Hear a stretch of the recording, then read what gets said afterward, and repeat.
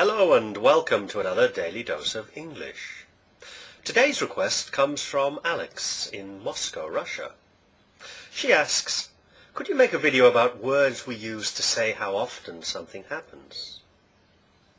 Well, a good way to begin would be for me to tell you about the making of these Daily Doses of English.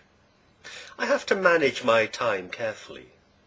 A lot of my time is spent teaching English to students around the world. But I don't teach students all the time. I'm not teaching on Skype the whole time. I also have to find time to make these videos. I try to make a daily dose of English every day, or at least every weekday.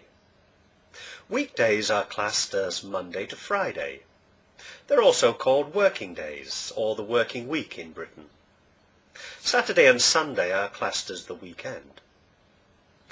I call my videos Daily Doses of English because they come round daily. I normally make Daily Doses of English during the week, but not at the weekend. At the weekend I'm always working on other projects. I only make one video a day, so you could say that I make them once a day. Twice a day would be too difficult and time-consuming. And as for 3 times a day, or more, it would be impossible. I had thought of making them every other day, that is Monday, Wednesday and Friday. But then I couldn't really call them a daily dose, could I? I usually record the video every morning, render it every afternoon, and put it online every evening during the week. I create a new playlist on YouTube every month. You could call this my monthly playlist. I make it a rule not to work on my birthday, and as my birthday comes around every year, I can at least enjoy an annual day off. Just as we can say that something that happens every day happens daily, and something that happens every week happens weekly, we can say that something that happens every year happens yearly. It's an annual event. When I was a child, I used to get annuals at Christmas. These were the book versions of popular comics, and they came out once a year, just in time for Christmas, in fact. When you're juggling your available time and trying to fit it into your day, there are words that can help you decide how much time you need for each thing. If I say I'm always working on something, it means 100% of the time. I could also say I'm constantly or permanently working on it. I usually have lunch around 2 o'clock in the afternoon, though if I have classes booked, I sometimes have lunch earlier or later. So I probably have lunch at 2 o'clock around 85% of the time.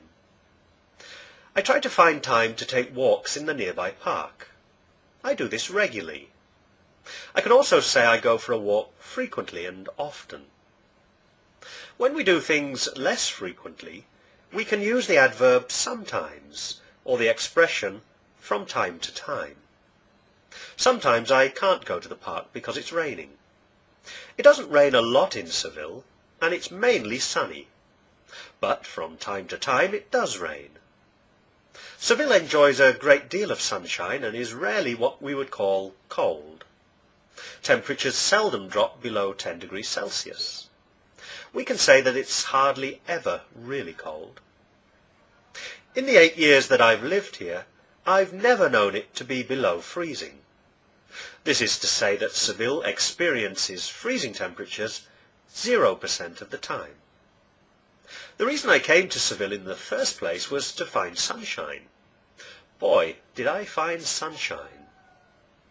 The biggest problem of living in Europe's hottest city is that it's permanently hot during the summer months.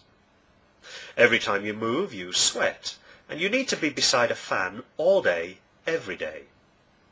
Whenever you touch anything, it's hotter than your body, and so it feels hot.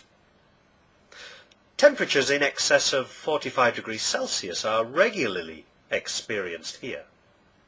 And I've seen street thermometers reading above 50 degrees Celsius on occasion. That's hot. But would I swap the permanent summers of Seville for the unremittingly cold, damp and dreary summers of Britain? not on your life.